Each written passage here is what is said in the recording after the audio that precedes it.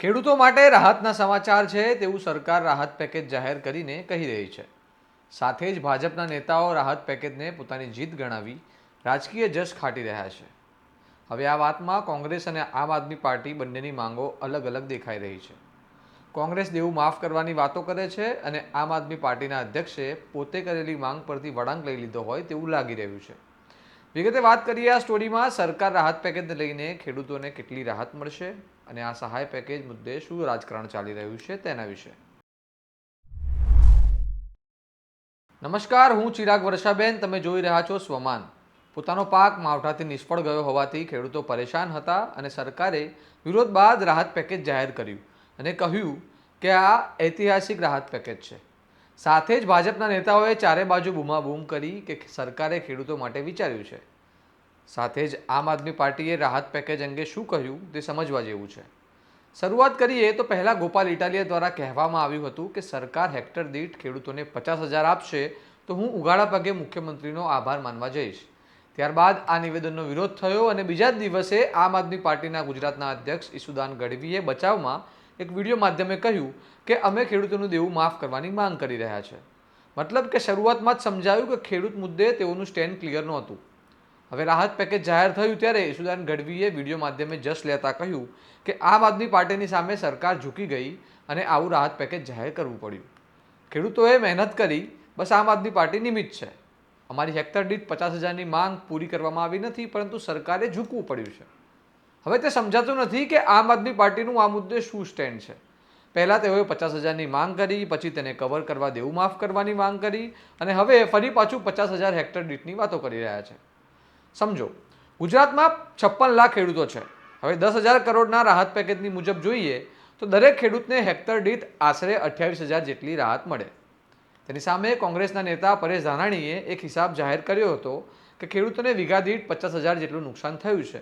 તે મુજબ જોઈએ તો સરકારની આ સહાય ખેડૂતો માટે કેટલી લાભદાયક કહેવાય। પહેલા સાંભળો ઈસુદાને શું કહ્યું હતું। ગુજરાત સરકારે ખેડૂતો માટે 10,000 કરોડનું પેકેજ જાહેર કર્યું છે। એ વાતથી સ્પષ્ટ થાય છે ખેડૂતો એક થયા અને એક થવાથી ફૂલ નહીં તો ફૂલની પાંખડી સરકારે આપવું પડ્યું, સરકારે ઝૂકવું પડ્યું। આ પહેલા પણ જ્યારે જ્યારે ખેડૂતો એક થયા છે ત્યારે મહાકાય સરકારો, રાક્ષસ જેવી સરકારોએ ઝૂકવું પડ્યું છે। આમ આદમી પાર્ટી તો માત્ર નિમિત્ત બની છે। એ કડદા પ્રથા હોય, કિસાન મહાપંચાયતમાં આમ આદમી પાર્ટીના નેતાઓ એક થયા, આમ આદમી પાર્ટીની કિસાન મહાપંચાયત થઈ, એમાં લાખો ખેડૂતો ઘરથી બહાર આવી ડર કાઢી અને મહાપંચાયતે પહોંચ્યા તો 10,000 કરોડનો ફાયદો થયો। વિચાર કરો કે ગુજરાતના ખેડૂતો તમામ પાર્ટીઓ ભૂલી, પક્ષ ભૂલીને ખેડૂત સમાજ બની અને એક થઈને અવાજ ઉઠાવે તો ગમે તેવી સરકારે ઝૂકવું પડે છે, એ સાબિત થાય છે। બીજું કે આ જે પેકેજ જાહેર કર્યું છે એ 10,000 કરોડનું જ છે માત્ર। ખેડૂતોને એક અંદાજ પ્રમાણે, હું તો કોડીનાર છે, જુનાગઢ છે, સોમનાથ છે, દ્વારકા છે, ખંભાળિયા છે, આ બધા વિસ્તારોમાં હું ગયો છું। ખૂબ પારાવાર નુકસાન ખેડૂતોને થયું છે। અત્યારે પણ ખેડૂતોના પાક છે એ પાણીમાં તરે છે, પાથરાઓ તરે છે, મગફળી આખી પાછી ઉગી ગઈ છે। એટલે ખેડૂતોને 40,000 કરોડની આસપાસનું નુકસાન થવાનો અંદાજ છે। અને સાથે સાથે ન માત્ર આટલું જ, પરંતુ શિયાળુ પિત્ત પણ થઈ શકે એમ નથી। ઘણી જગ્યાએ પાણી ભરાયું છે એટલે શિયાળુ પિત્ત પણ ખેડૂતો કરી શકે એવી સ્થિતિમાં નથી। તો એનું શું, એના માટે સરકારે કોઈ જાહેરાત નથી કરી। સાથે સાથે ખેત મજૂરોનો શું, ભાગિયાઓનો પણ શું, કારણ કે ખેત મજૂરોને ભાગિયાઓને પણ પારાવાર નુકસાન થયું છે, એમના માટે પણ સરકારે હજી કોઈ સ્પેસિફિકેશન નથી આપ્યું। ચોથી વસ્તુ કે ખેડૂત છે એ એટલો કર્જદાર બની ગયો છે। હું તો ખેડૂતોના 2 પરિવાર જે આપઘાત કર્યો એ પરિવારને મળ્યો, ખૂબ હાલત ખરાબ છે ખેડૂતોના પરિવારને। અત્યારે પત્નીના ઘરેણા મૂકીને બિયારણ લીધા હતા, એને પણ ચૂકવી શકાય એવી સ્થિતિમાં નથી। આ સ્થિતિમાં ખેડૂતોને આપણે હેક્ટરે 50,000 મિનિમમ આપવાની વાત હતી, એ સરકારે પૂરી કરી નથી। જેની માંગ સાથે આગામી સમયમાં અમારી 10 માંગો છે। એ માંગો સાથે આમ આદમી પાર્ટી કિસાન મહાપંચાયતો ચાલુ જ રાખશે અને આગામી મહિનાઓ સુધી ખેડૂતોને એક કરવાનું, જાગૃત કરવાનું અમે ચાલુ રાખીશું। અમારી માંગણી છે એ છે કે કડદા પ્રથા ક્યારે તમે બંધ કરશો સદંતર, એમએસપી ઉપર ખરીદી તમે ક્યારથી સંપૂર્ણપણે એમએસપી પર ખરીદી ક્યારથી કરશો, આ કઈ વસ્તુ વાત સરકાર કરતી જ નથી। માત્ર નાના પેકેજો આપીને લોલીપોપ આપી અને ખેડૂતોને ભરમાવવાનું, છેતરાવવાનું જે કામ કર્યું છે સરકારે, એનાથી પણ અમે ખેડૂતોને આગામી સમયમાં જાગૃત કરીશું. પણ એટલું ચોક્કસ છે કે ફૂલ નહીં તો ફૂલની પાંખડી ખેડૂતો એક થયા, ખેડૂતો બોલતા થયા અને અવાજ ઉઠાવીને હક માંગતા થયા તો સરકારે ઝૂકવું પડ્યું છે. બાકી તમે વિચાર કરો, 16 લાખ કરોડ ઉદ્યોગપતિઓને માફ કર્યા છે, એમાં તો કોઈ ફંડની પ્રશ્ન નથી સરકારને, એટલે સરકાર પાસે રૂપિયાનો કોઈ પ્રશ્ન નથી, સરકાર આપી જ શકે એમ છે, પણ એની આપવાની દાનત નહોતી. અને એટલા માટે આમ આદમી પાર્ટી ખેડૂતોની વારે આવી.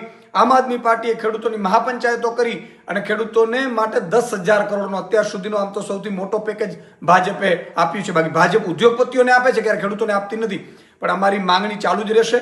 અને મહારાષ્ટ્રની સરકારે વિચાર કરો, તમે દેવા માફી કરવા જઈ રહી છે ભાજપની સરકાર, પણ ગુજરાતની સરકાર ખેડૂતોનું કશું વિચારતી નથી. આ તમામ માંગણીઓ સાથે આગામી સમયમાં પણ ખેડૂતોને એક કરવાનું, જાગૃત કરવાનું અને એનો અવાજ બનવાનો આમ આદમી પાર્ટી ચાલુ રાખશે. તમે સાંભળ્યું કે આમ આદમી પાર્ટીએ ખેડૂતના દેવા માફ કરવાની તેમની માંગ પાછી લઈ લીધી હોય તેવું લાગે છે અને આ સમગ્ર મામલે નિમિત્ત બની જસ લેવાની વાતો થઈ રહી છે. હવે આપણે સમજીએ કે કોંગ્રેસના ખેડૂત નેતા પાલમ બલિયાએ આ સહાય મુદ્દે શું કહ્યું. તેમણે વિડીયોના માધ્યમથી આનો વિરોધ કરતા કહ્યું કે આ સહાય ખેડૂતો માટે અન્યાય સમાન છે. સરકારે ઉદ્યોગપતિઓના છેલ્લા 11 વર્ષમાં ટેક્સમાં રાહત આપી હતી અને પરોક્ષ રીતે ₹44 લાખ કરોડ રૂપિયા માફ કર્યા છે અને સીધી રીતે લોન માફી જોઈએ તો બીજા 25 લાખ કરોડ રૂપિયા માફ કર્યા છે, જેનું ટોટલ 69 લાખ કરોડ રૂપિયા થાય છે. તેની સામે ખેડૂતો બસ તેમના 96,000 કરોડ રૂપિયા માફ કરવાની માંગ કરે છે, પરંતુ સરકાર તે કરતી નથી. સાંભળો તેમણે પણ શું કહ્યું. આજે જે 10,000 કરોડ રૂપિયાનું જે પેકેજ જાહેર થયું છે, મારે ફોનોમાં ભાજપના પ્રવક્તાઓને હું સાંભળતો તો ઉછળીને કહેતા હતા કે ઐતિહાસિક પેકેજ જાહેર થયું છે. ત્યારે જાહેર માધ્યમોના માધ્યમથી હું આ પ્રવક્તાઓને અને સરકારને કહેવા માગું છું કે હે સરકાર, આ કેવી રીતે ઐતિહાસિક પેકેજ છે? ગુજરાતની અંદર છેલ્લા 80 વર્ષના ઇતિહાસમાં ઐતિહાસિક વરસાદ પડ્યો છે.